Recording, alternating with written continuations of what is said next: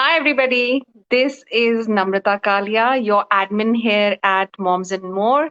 A very good evening to all of you, and thank you for your patience. I know we did start the live session a little late, but as I mentioned, today's session is very, very important to women, and we are always multitasking. And today we have with us a very good doctor, and she is a busy person, and but she's here to take she has taken out time to be a part of this live session to answer all your queries today. So we will just start the session in a few minutes, and we will get her on board on stream with us. So as I said, we do a lot of sessions, a lot of informative sessions that are relevant to all the moms. And today's session is just like that. We are talking about the main topic today is menarche to menopause, women health 101. So what actually happens is we are multitasking. We are doing so many things at the same time. We are wives, we are moms, we are daughters, we are managing our housework, we are managing our office work, we are managing our kids. And in all of this, the one thing that we are very happily putting aside is our health. We are like, "Ki isko to baad mein dekh lenge." This is not that important. Other things are always taking a priority. However, moms, it is very, very important that we put our health as a priority because nothing comes before our health. And there are so many things that happen in our body after we cross a certain age, whether we are thinking of planning a baby, whether we are, reaching menopause, whether we are thinking of the necessary test that a mom or a woman needs to take after she reaches the age of 40. There are lots of questions, there are a lot of queries, and today we have this live open for all of you out there to get all your questions answered. So, as I said, we will wait for a few more moms to join in because we will have with us the best doctor to answer all of this. We have with us Dr. Shweta Wazir, and we will get her on a stream in a few minutes. I will just wait for a few more moms to join in because we have lots of WhatsApp groups. A lot of moms are actively participating through our WhatsApp groups. We'll share the link there so that none of you miss out on anything important. So, as I said, today's topic of live is menarche to menopause, women's health 101. And today's live session is in association with Motherhood Hospitals. So Motherhood Hospital are at the forefront of providing the finest care for women and children in India. They have multiple centers across multiple cities, and it is also one of the best maternity hospital right here in Gurgaon. So, as I said, to answer all your queries that you may have, we have with us Dr. Shweta Wazir. She is MBBS, DGO, and MD. She is also the senior consultant obstetrics and gynecology at Motherhood Hospitals. Hey, Jayashri, thank you so much for joining in. If you could just let me know if I'm audible and if I'm visible, because these sessions are live, it always makes sense to make sure that you can hear us properly because it's going to be a very, very interesting live session. Hi, Ramya. Thank you so much for joining in. If any of you could let me know if I'm audible and visible, because I want to get the doctor on board right away. I don't want to, waste any more time. There are so many queries that I already have. If you could see, I have sheets because there were lots of moms who sent me messages.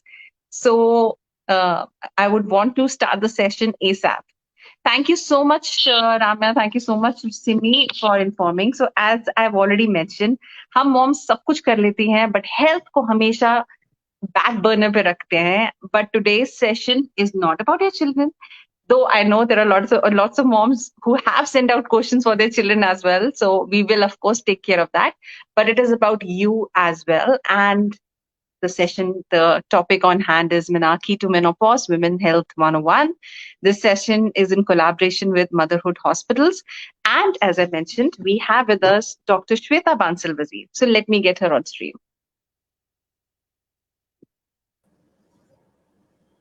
Hi, Dr. Shweta. Thank you so much for joining in. Hi, and a big hello to everybody on board here. Yes.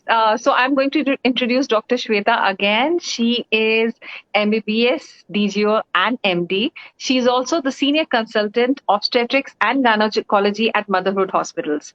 Dr. Shweta, I know how busy you are, how you've been called in like million directions all the time. But for you to make time and thank a special thanks to Motherhood Hospital so that this session is possible. It is a pleasure to have you here at Moms and More community. Thank you so much. Thank you. So as I mentioned, Dr. Shweta, as the women of the household, we are putting each and every one above us. We do not take care of our health. We are like, jo chal raha hai andar chalne do. But after an age, there are a lot of things that as a woman, as a mother, we need to make sure that everything is going on well. There are some tests that we really need to make sure that we are not waiting for the symptoms to turn up. So if we could have this session, if we could start with this, that why do you think women need to put themselves at the top when it comes to their household? Their health is important.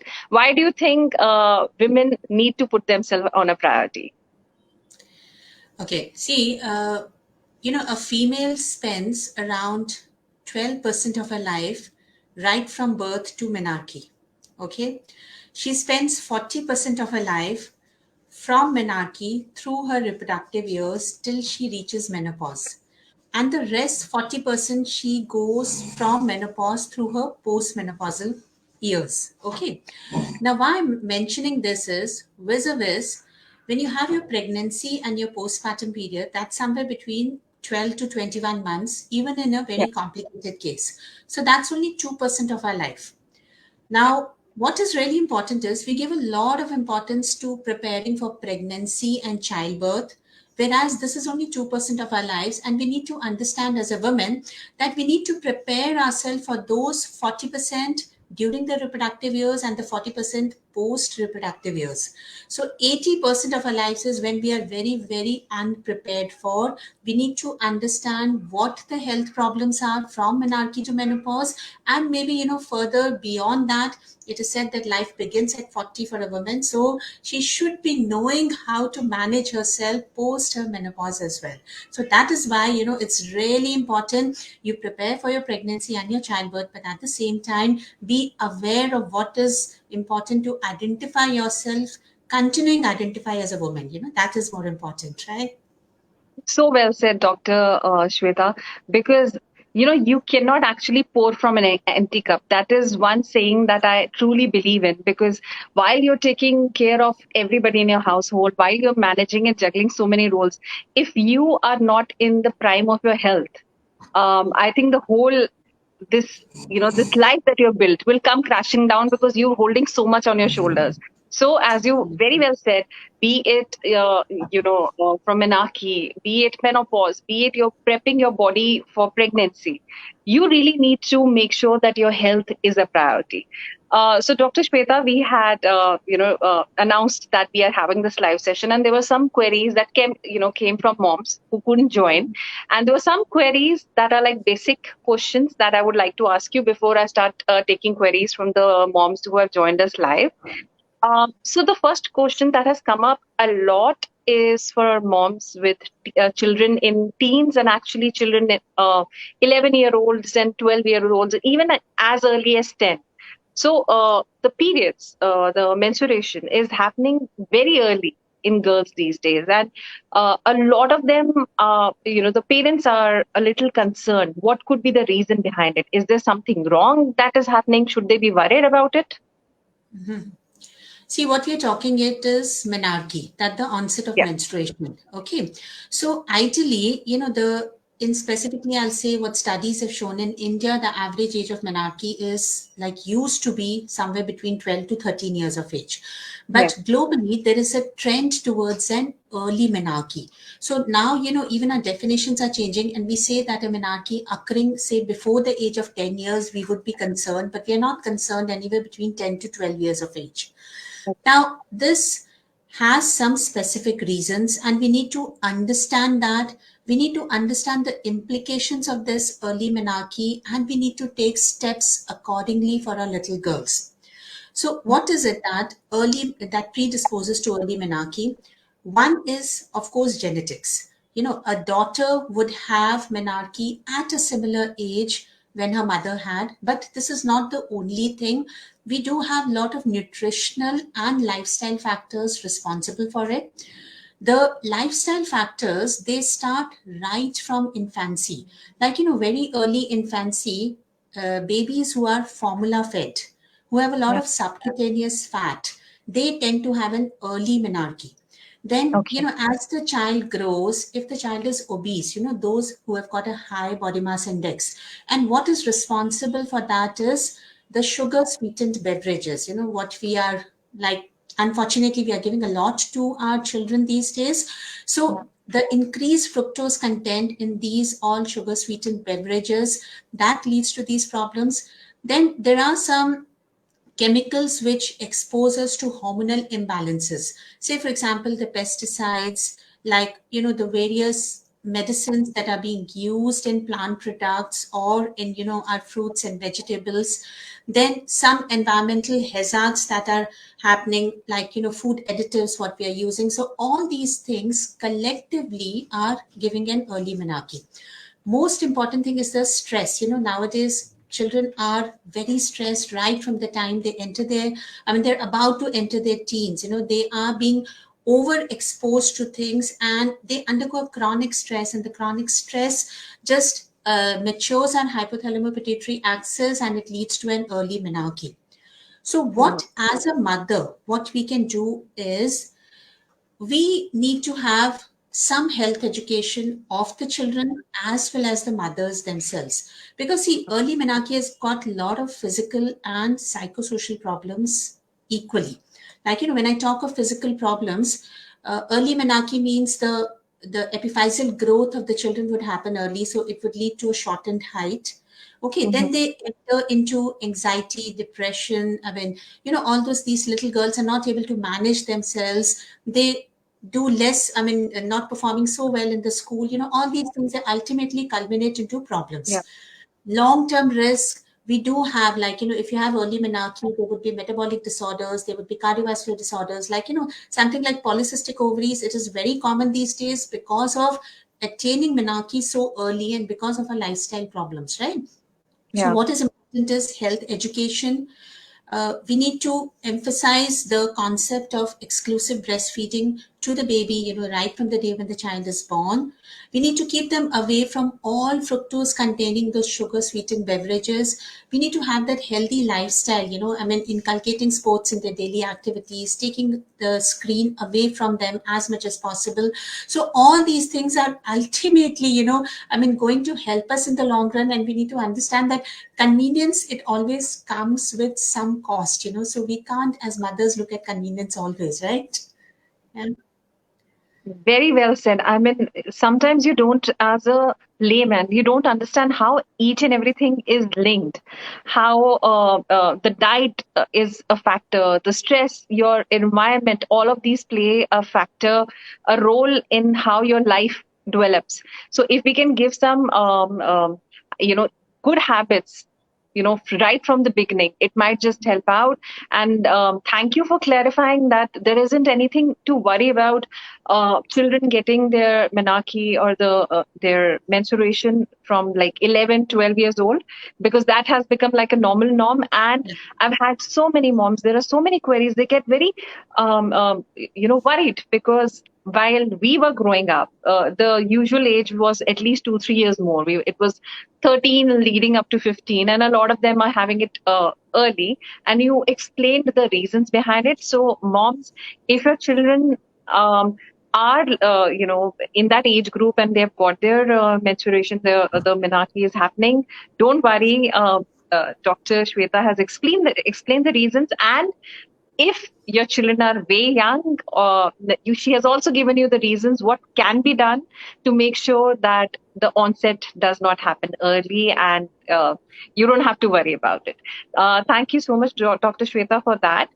So another thing that, because you actually mentioned about breastfeeding, Mhm. so we have had those talks with the moms.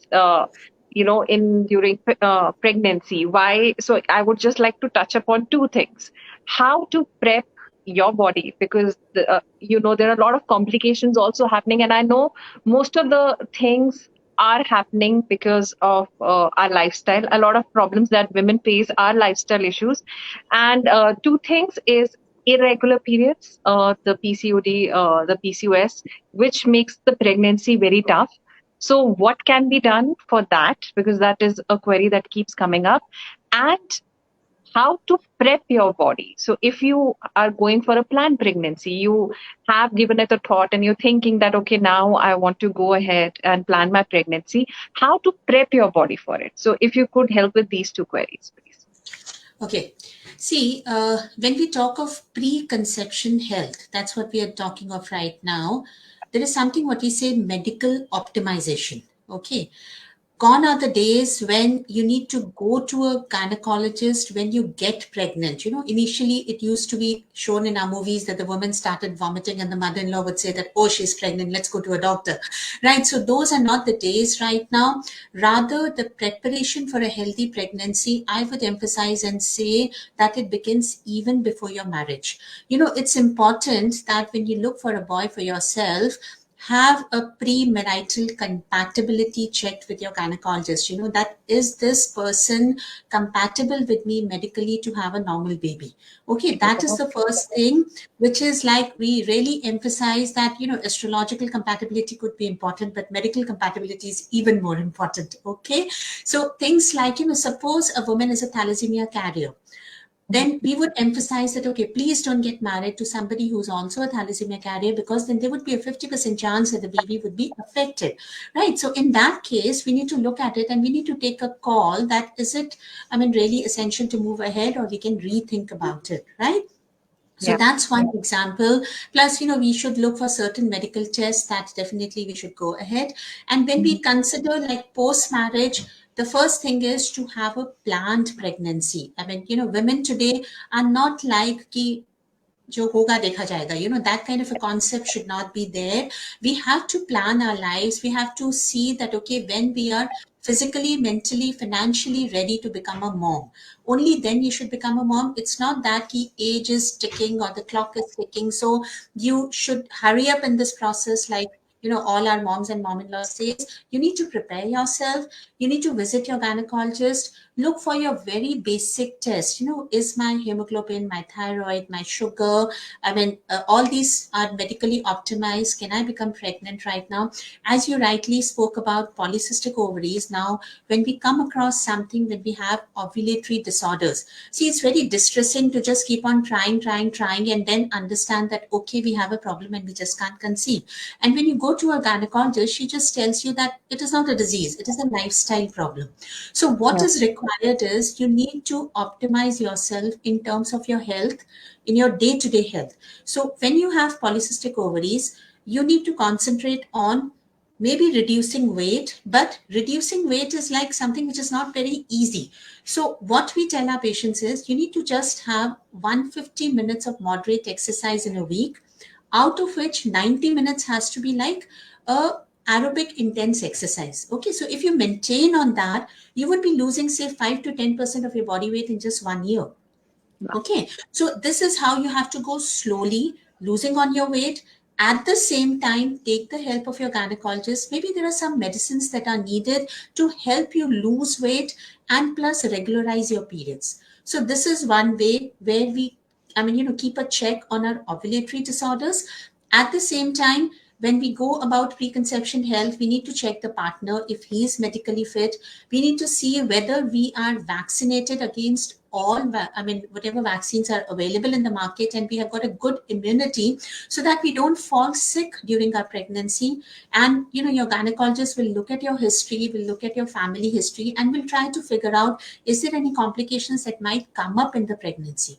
So you have to go to your doctor before you get pregnant, ideally, not after you get pregnant, right? Yeah, very well explained. Again, there are so many things that we don't think of. I loved what you said before you think of astrology, matching.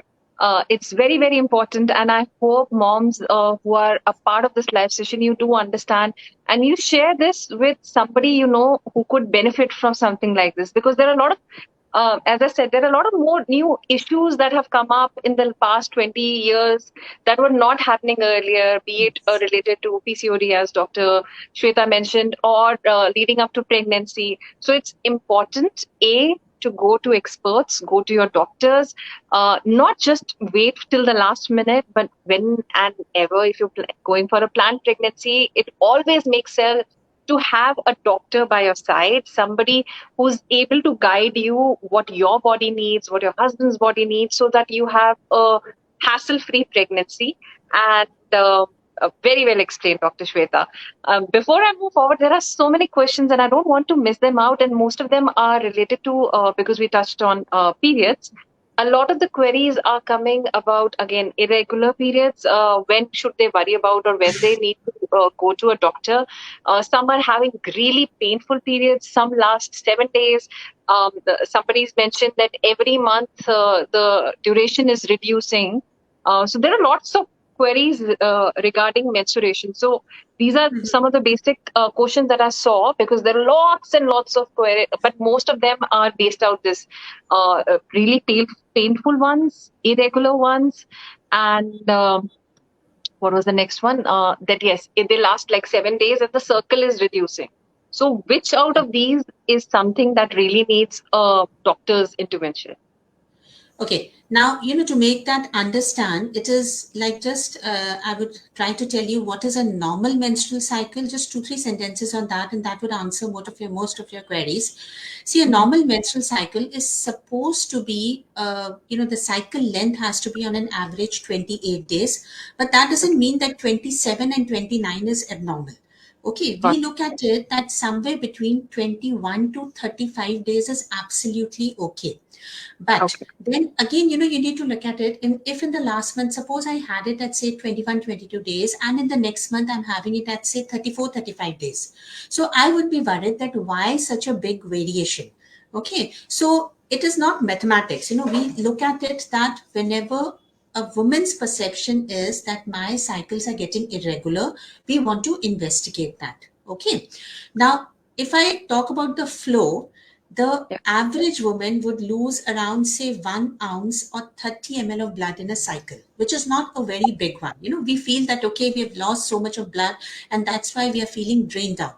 So that would be say, for example, 3 to 5 sanitary pads per day, right? Yeah. So if I go by the definition, if you lose say if you have to change more than 5 pads in a day, or if you're passing clots in your daily like menstrual flow, then I would be concerned as a doctor. But again, it is a woman's perception.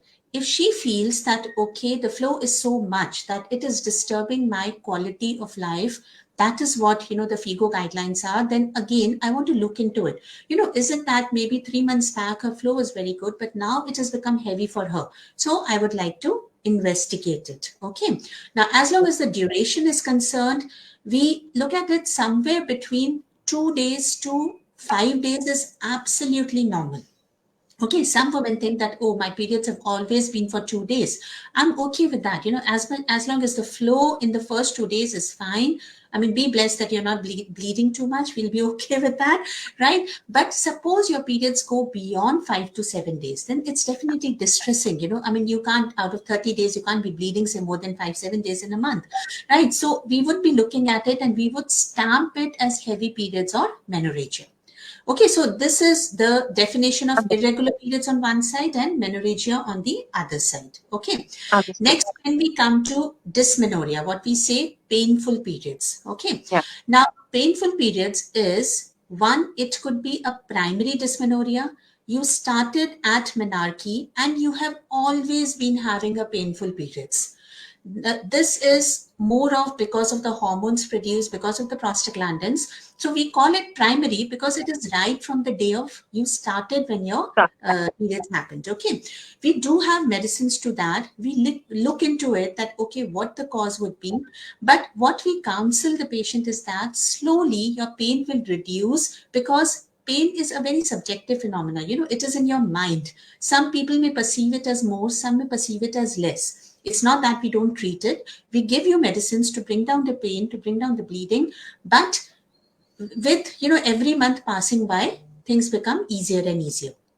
Contrary to that, if you have secondary dysmenorrhea means what? A couple of years you were very comfortable, but now in the last, say, 3 to 6 months, you've started getting a lot of pain. I would be very concerned as a gynecologist in that. I would want to investigate why. It could be because of, a condition, what we say, endometriosis, in which you get really bad, painful periods. There could be uterine fibroids. There could be polycystic ovaries. We need to look into it, that why the periods is painful, and we need to work on the cause accordingly. Okay. So these are the main three things, I think, what people normally get worried. One important point, what I would like to add from myself, is the premenstrual symptoms, what we say PMS. Okay, today's woman, as you rightly said, she's multitasking, she's looking after children, she's looking after job, she's managing her home. The first, the 1 week right before your periods, some women, they get so much of physical symptoms like, bloating, you get that breast soreness. At times you get even, psychological symptoms, you get very irritable, you get mood changes, you enter into depression for those 7 to 10 days. So what I want to tell my patients is that this is not part of your life. You have a remedy for that. PMS is something which can be very easily handled. Initially we give you some measures which are just lifestyle changes. We just look into your history and we try to understand that why you're having so much of PMS, and then we give you medicines which are absolutely harmless and they work very well. At times, when we see that, okay, it's not working, we do switch over to hormones, but it's like a very temporary phase, hardly for 3 to 6 months, and you're set back to your normal life immediately. So what message I want to convey is that PMS is not something that you have to live with it. So please approach your doctor and don't take it as a part of your life. Okay. Wow. See, again, something as simple as that, because I did raise my hand because I do feel that I PMS every month, a few days early before the periods. I become irritable, I have these mood swings and all, and I thought it's part of my life. That I have to live with it. That I don't. There's nothing that I can do about it, and I feel that I'm very well aware about a lot of things. But today, talking to you, I just realized that we don't have to live with it. That is why doctors are there. We actually, I don't know, Dr. Shweta, why we as women feel that everything we need to, jab tak manage ho raha na, tab tak karte raho. That is something I think a lot of women are always thinking, ki, this is how my life is going to be. There are experts and doctors right there. All we need to do is go to them once, tell them that, okay, this is my problem. Maybe you don't have to face it. And now that having a conversation, I had a conversation with a friend today that we meet up for coffee dates and lunch dates. Let's do a doctor date. That, you take your friends, and go to a hospital and get all your tests done, because I've just crossed 40 and I was thinking about, because that is going to be my next question. There are some really important tests that you need to take care of, that be it pap smear or mammogram. So put your health at a priority. And again, to all the moms, because I can still see a lot of questions and queries on periods. If you joined in late, do listen to Dr. Shweta. She explained it brilliantly. There are few things that can be changed, and for all the rest of the things, doctors are there. Connect with your doctors, talk to them. Maybe you don't have to live through it every month like I thought I had to. So thank you so much, Dr. Shweta, for that. I actually thought कि ये तो reversible नहीं है, ये तो मतलब अब ऐसे ही चलेगा. But good to know that there are little things that can be done to at least take care of PMS. Rest all, again, experts are there to help you out. Because I touched on, again, the topic of menopause and some tests that you need to do. There was one question actually that comes up a lot before I move to the last stage, the menopause stage. That is, there are some medicines out there, Dr. Shweta, and a lot of people, there are these, off-the-counter medicines that people use to delay periods. They're a holiday is coming up, or there's a puja in the house. So they just, after counter medicine, they just take it without consulting with their gynecologist. A lot of times, these kind of conversations have come up in our community as well. Are they actually safe if somebody decides to delay their periods? Are these medicines safe? Okay. Now, to understand this question, understand what is the medicine. See, the medicine which is given to postpone your periods, what we are doing is we are disturbing the natural cycle. Okay. And Yeah. we are just allowing it to go a little further for a couple of days. Right. So, menstruation in our body is an interplay of two hormones, estrogen and progesterone. Okay. So, what Yeah. we give to delay your periods is a progesterone, because progesterone has got a typical action that the moment the progesterone goes high and then low in your body, your periods happen. So what we do is we give you a very high dose of progesterone to delay your periods, and then we stop that suddenly. So the withdrawal causes bleeding. Okay. Okay. So, once in a while, say what I mean is that maybe once in 6 months, if you take it, I'm fine with it. It's not going to harm you at all because you're disturbing the cycle only once. Okay. Yeah. But if you start taking it, say, every second, third month, the uterus gets a little confused. That am I supposed to bleed now? Am I supposed to bleed the next month? You don't know because you've been taking it regularly.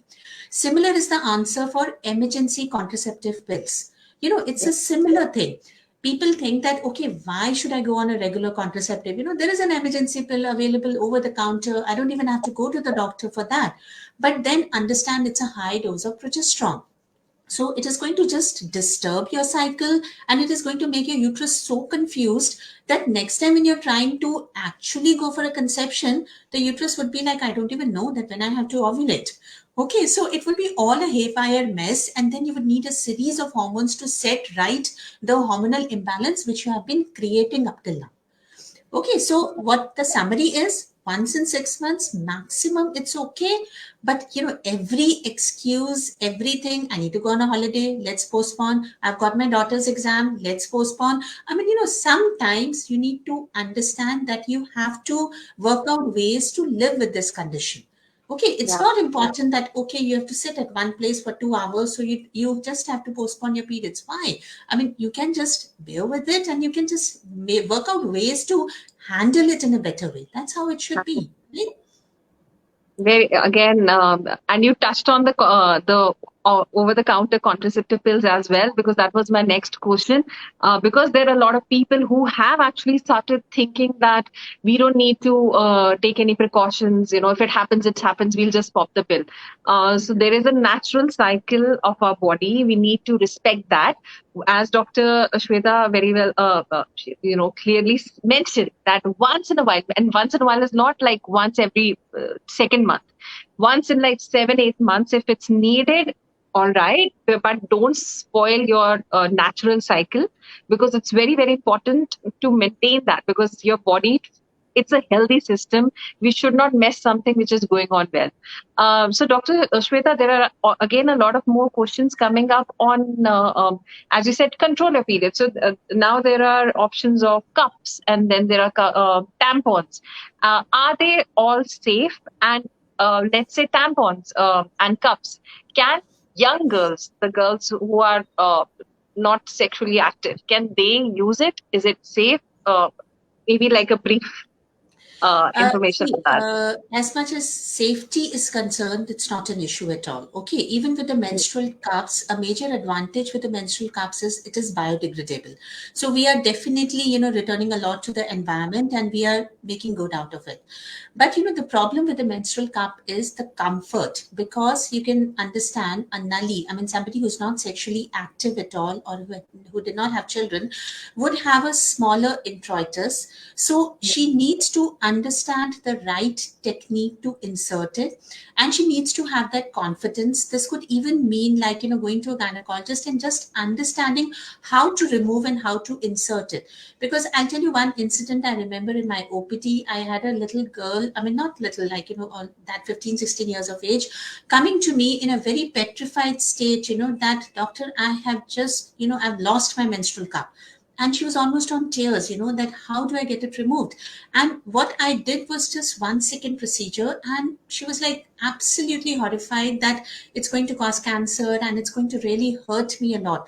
So, the proper education before you start using it is very, very important. And more important is, at times you develop such a lot of comfort that you forget to remove it. Okay, that is also another problem. More so with a tampon, because a tampon, once you start using it, it's a big comfort. It swells up, it absorbs all the blood, and when you are in your third, fourth, fifth day of your cycle, when your bleeding goes down, there it might become a source of infection. So adhere to the rules, remove it at time, and then it's all okay. You can go for anything what you want, for whatever the comfort develops best for you. Yes. Again, I hope the moms are listening.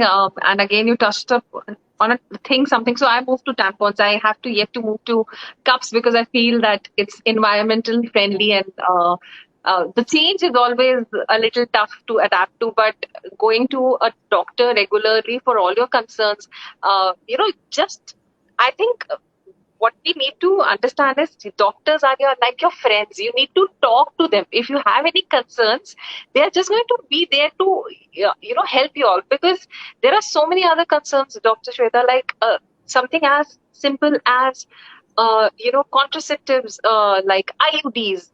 People are still not talking about it. They are like, Yeah. so कि नहीं नहीं ऐसा हो जाएगा वैसा हो जाएगा, and I have this conversation, did you talk to your gynecologist?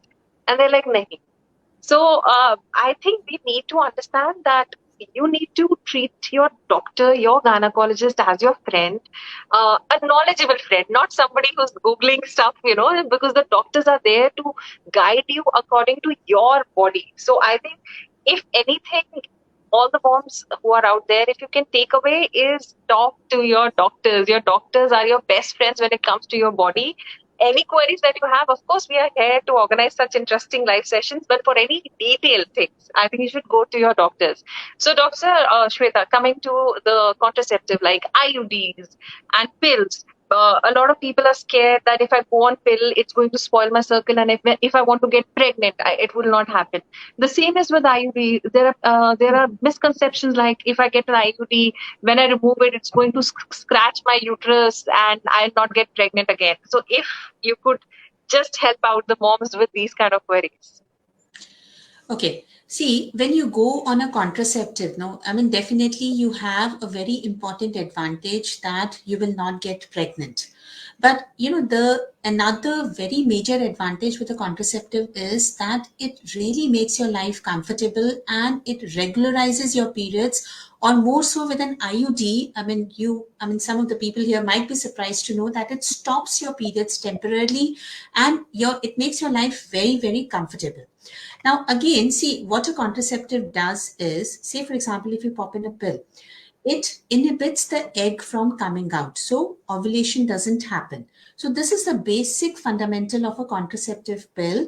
And an IUCD, say, for example, we say Marina, which has got a hormone on it, it would thin the lining of the uterus. That's okay. As you rightly said, it does scratch away the lining of your uterus. But how does it really matter? These are very temporary features. I mean, it will thin the lining of your uterus because, again, ovulation is not happening. It's a progesterone. The same progesterone that you pop into similar kind, to postpone your periods, or, to use as an emergency contraceptive pill. It's the same group that we use, but we use it in a different manner. It has got some progesterone, which has got levonorgestrel, that gets released at a very, very slow rate. It's 52 micrograms per day that it gets released. So such a small release doesn't harm you in any way. It scrapes away the lining of the uterus. It makes it thin, but it is temporary. So what we say is that in between two children, if you want a spacing, so one, you can definitely pop in a pill, but the problem with the pill is that you have to pop in every day. So, with a busy mom, there is a possibility you might forget to take a pill at the right time. So the second option that we give is get an IUCD inserted. We do have two options. We can even either go for a copper T, or we can go for a Marina. Now, with the copper T, the mechanism of action is that it is going to kill the sperms. So definitely you're going to have your regular periods, and they're going to go on very smoothly as well. But with the Marina, what happens, we get an added advantage. Since it is a progesterone, it just slows down your periods, and gradually, anybody who's got very heavy flow, it comes as an added advantage, and it stops your periods at one particular time. So it's just, it gives you a false, I mean, it gives you a sense of security that, okay, you're not pregnant. At times, women, they come and tell me that, then doctor, how will I know that I'm not pregnant? So that's okay. I understand, but you need to get your Marina checked. We say that, okay, just once after insertion for, after a month, you get it checked, and then you can just self-insert your finger and see if you can feel the thread. And if it is very much in place, that's absolutely fine. Or maybe once in a year, you can just get an ultrasound done to see if everything is back in place. Right? So that's how you clear these problems. And the major advantage that you get rid of your periods, and still you're retaining your fertility, and you're retaining your, the potential as a woman, which is not lost at all. So it is a Okay. gift, it's a gift of medical science, which I would encourage a lot of women to go for it. If you're happy with the pill, I'm fine, we can go for that as well. But if not, then definitely, if you don't want to pop in a pill, get an IUCT inserted. It's a wonderful idea. As much as the side effects associated with are concerned, let me just make it clear, all these side effects are only when you take the pill for more than 10 years. That's a very long time. See, after the age of 40 years, if we have to give a contraceptive pill to a woman, we would be a little vigilant. We would be asking, a bunch of questions to understand if she might get any side effects. But till 10 years of age, if there is 10 years of usage, if there is no contradiction to that, we would be very happily giving contraceptive pills as well. There's absolutely no issues. Fantastic. So again, I hope you heard Dr. Shweta. Please, if you're thinking about, contraceptives, don't just rule out, the IUDs and all. They are not dangerous. They are not going to harm you. The medical things have become so much better over time. Don't go by one experience that you heard like 40 years ago. Because Dr. Shweta, this is still such a big, there's so much myth around it that it's going to, wreck everything. You can never get pregnant. You will bleed, your head's hurt. But because I've had IUD done.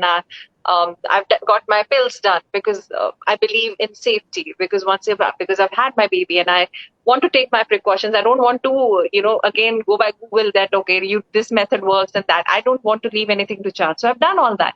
And when I have these kind of discussions with women who are well educated about a lot of things, again, when it comes to their own body, they're just trusting what they heard like 40 years ago or 50 years ago. Go to your doctors, go to your gynecologist, and they will guide you step by step. And then you can make an informed decision that what works for you as a family, what works for you as a somebody, your own body. So you can take informative decisions on that. So once somebody does, let's say, go for a pill or IUD, and then maybe they decide to discontinue it and plan a pregnancy, what is that duration, doctor, that they need to give their body? It's absolutely immediate. The moment you stop your pill, the very next month you can start trying for a pregnancy. We don't need to give a gap for even a month. The return to fertility is immediate. And same is the case with a Marina or a copper T as well. Getting a Marina or a copper T removed is hardly not more than a 2-minute procedure in the OPD. Okay, we just call the patient here and we pull out the thread. You don't have to do it yourself. You need a doctor's help for it, but it's not more than 2 minutes it takes, and the return to fertility is immediately in the next cycle. And so you don't need to be scared of that thing that I will lose my fertility if I stop my periods. That's absolutely a myth. Fantastic. So I hope, again, there are lots of questions. I hope they're answered. We have taken up a lot of questions from the moms who are asking. So now let's just touch upon menopause, something that's, we are all heading towards it. So there is a term called pre-menopause, doctor. So what are the signs that a woman needs to understand that she's entering or transitioning into menopause? Mm-hmm. Okay. See, first is that, I mean, understand the average age of menopause is somewhere between 45 to 55 years of age. Okay. Okay. Before that, you need to know the definition of menopause. That menopause is when you stop your bleeding completely for 1 year. So if 1 year you don't have any menses, only then we call it as menopause. Okay, when we say that the average age is 45 to 55 years, it's a long range that I'm giving you. We say that in India, it's around 51 years of age. Before that, what you undergo is a transition phase or a perimenopause. Now, how Got do I understand whether I'm going through a perimenopause? Is whenever you have a regular cycle and then suddenly the cycles become variable by plus minus 7 days. Like, more than 7 days, the variability is there and it is persisting till the end of your menopause, like till the time you reach menopause. Start thinking that, okay, am I going towards the perimenopausal phase? Now, we do have tests to figure out, like, when we are in doubt. Like, sometimes I'll tell you, when the patient is on some hormones, some contraceptives, then it's very difficult to figure out, because, I mean, she might have a marina inserted and she may not have been having periods at all. So how do you find out? In those particular conditions, okay, you need to approach your doctor and she would be giving you some blood tests to figure out if you're still ovulating or if you've attained if you're going towards your menopause phase. But most of the times, clinically, we would be able to say that, okay, this patient is transitioning towards the menopause. All right. Fantastic. Again, very well explained and very briefly, so that people have the knowledge what they they have heard again about it. Somebody asked a very good question, Dr. Shweta, that does it if menopause affect bone health? I was not aware of it. So osteoporosis and all that. Does your body? I mean, actually, if you're going through menopause, does it happen with women? Absolutely, absolutely. It's a very valid question and a very important question. See, what happens is estrogen and progesterone. I mean, specifically estrogen, I would say it is not a hormone in our body just to produce children. Okay, we feel that, okay, once, I mean, we are done with producing children, we are done with our reproductive system, and we don't need it anymore. We do get women coming over to the OPD and we say that we are sick of this, let's get the uterus removed, to which we say a complete no. Okay, so why we say that is because estrogen is important for our cardiovascular health, for our, bone health, and even for our skin glowing. I mean, we need estrogen for that purpose as well. So most important is bone health, and what we have to do is that we are transitioning from our pre to our post menopausal period. We need to start making certain alterations in our diet so that we can substitute estrogen with estrogen like substances. What it does is that after menopause, our bones, they get demineralized. The minerals in our bones, they get lost, and gradually we move towards what we say fragility fractures. Like, you had a little hurt and then you fractured yourself. So why that happens is your bone mineral density goes down. So what you need to do is, after your menopause, we need to get our bone mineral density checked. We need to, take some precautionary measures in terms of weight bearing exercises. They are very important. Then we need to go on a regular walk along with the weight bearing exercises. The common mistake is that you will see postmenopausal women, they run for, like, say 10,000 steps a day and they don't do any weight bearing exercises. So your biceps, your quadriceps, they are not able to take that weight and they undergo osteopenia or osteoporosis, right? So that is one thing. You need to have a good calcium and soya in your diet. Plus, you need to give up uncertain habits like caffeine, alcohol. I mean, maybe not completely, but you need to cut down on that, specifically smoking, to reduce your osteoporotic risk. And all said and done, if that happens, and if your BMD says that you are in the osteopenic or in the osteoporotic side, again, there is remedy to that. There are medicines, there are supplements. You need to approach your doctor, maybe somebody who's expert in postmenopausal bone health, and then take the necessary medicines and injections At times these things are very small, like you may be just deficient in vitamin D, and that's why your bones are not metabolizing the calcium that you're taking. So you just need to, maybe take your vitamin D supplements. At times you're just hypothyroid, you never knew about it. A thyroid hormone has got a lot to do with vitamin D metabolism, with your calcium metabolism. So maybe you just needed some thyroid supplements, and that would just make things right. So Yeah. very rightly said, a postmenopausal woman needs to take care of her bones very well. Thank you for again explaining it. And I had no idea. I just saw the question as well. Oh, like, okay. So that's, after you reach an age, you have to make sure that you're taking care of your body, because your body is like a machine.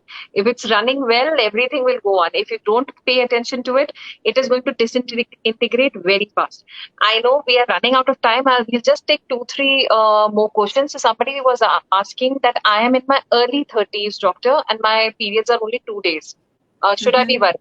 So I think I'm sure she must be thinking, is it normal circle or uh, uh, See, something? again, I'll tell you, it depends. Like, if she has been having a periods which is like always been like 2 to 3 days, I would not be worried. But if suddenly the periods come down, she could be just anemic. Like, you need to check what her hemoglobin is, what her thyroid is. So the best thing would be approach your doctor if your periods have suddenly come down. Or we say that suppose you're crossing 40, like at the age of 30 years, I would be concerned. But after the age of 40 years, your periods tend to go low in the volume because ultimately they have to stop. So at that time, you don't need to get worried. But at this particular age, if it's slowing down suddenly, yes, I need to investigate why. Okay, so you need to go to your doctor, right? You need to go visit your doctor just to rule out anything else. Another Mhm. question is the vaccinations, the cervical cancer vaccination that are coming up. If you could just briefly talk about that. How effective is it, and why should your daughters get this vaccination? And I don't know if married women can also get the vaccination. Is it effective for them? Of course, yes. See, the cervical cancer vaccine, again, the fundamental behind it, it acts against a virus which we say human papilloma virus. Okay. So there are 31 strains of that virus which we need to take care of. As of now, we have succeeded in making a vaccine against 9 of them. Okay, so Okay. it's a very good advance in medical science that has been done. So what we do, a vaccine, what it does is it builds up an immunity in our body, a memory that, okay, next time when you have this infection, this is how you're supposed to fight with that particular disease. So if you take it at any age, it is absolutely okay. But what it is the more you, waste time and the more advanced you go in your age, the efficacy of the vaccine is going to go down. Okay, so ideally, the vaccine should be given to a young girl before she becomes sexually active. So, like, in the Western countries, they say it can be as early as 9 years that you can vaccinate your daughters. We say that, okay, maybe it is a little early because it all depends, when we expect the children to be sexually active. So we can postpone it maybe by 2, 3 years, but definitely by 15 years of age, all our girls, and rather, I would say even boys should be vaccinated. This is again a myth, people think that, boys, they don't need it, but yeah, there are certain warts and all those infections which can be protected. Even the boys can be protected for that. So all children should be vaccinated for that reason. And for a woman who is married, definitely, yes, we need a vaccination. But at the same time, we need to understand vaccination doesn't put us out of the pap smear program. Because as I said, we are not taking care of the 31 strains, we are taking care only of the 9 strains. So you Yeah. need to still get your pap smears done. The pap smear should be started earliest is when we say 25 years, or if a girl becomes sexually active prior to that, we can do early also. But it should be starting from that time. It should be done once in 3 years till you reach the age of 50 years, and then once in 5 years till you reach the age of 65 years. So the pap smear program continues at the same time as the cervical cancer vaccine. Okay, that's how it should Yeah. be. So you covered pap smear also, because the next question was that. So Mhm. again, thank you so much, Dr. Shweta. You have, I think, I thought, because I've conducted so many sessions, that I was well aware, but there was so many things that even I had no knowledge of. And I hope all the moms out there, you will learn something from Dr. Shweta shared. And I would like to end the session with just one little thing from you, Dr. Shweta, that my takeaway is that you need to go to an expert. I mean, when it comes to you, your body, you are always running when your baby is born or when you're pregnant. Every second day you're at the doctor. That doctor, this is not happening. Is the heartbeat is fast? I don't. Each and everything you're there. And even when a child is born, you're running to your doctors. But what about you? You really need to pay attention to your body. You need to have a relationship with your doctor. Go to them with all your questions. So I would like to end the session with a few words from you, Dr. Shweta. Why do you think it's important to consider to have a gynecologist, an expert by your side? And this is for all the women out there. Okay. See, I'll tell you one thing, what I always tell my patients in the OPT as well. A woman goes through a lot of pain in her lives, okay? Right from the day when she enters menarche, the pain of menstruation is there, the pain of, getting married, separated from, their family, the pain of childbearing, the pain of entering menopause. But what is the worst of all these pains? The worst of all these pains is having no pains at all. Okay. So what I'm trying to say is that you need to manage your life in a very, very planned way. Okay. We need to, this is a hard known, very bitter truth of life that, okay, we have to go through these phases. But if you go through it in a very unplanned way, your life becomes miserable. But if you plan it, you think that, okay, I took a back step in my career because I had to bring up children. Just think about it. Did you plan yourself before you started your career that when I'm going to have a pregnancy, how am I going to compartmentalize my life? So if you do it step by step, then probably things may not be that difficult. So that is the reason why we say that please approach doctor, take help of your resources. Don't just sit back at home and think that, okay, this is my fate. No, you don't have to live with a vaginal discharge. You don't have to live with a PMS. You don't have to live with heavy bleeding that, no, my office is not giving me a menstrual leave, so that's why my life is miserable. Why don't you go and get yourself checked that why your menstruation problems are coming over and get them removed? Right? So this is the right approach, how you should go ahead. Okay.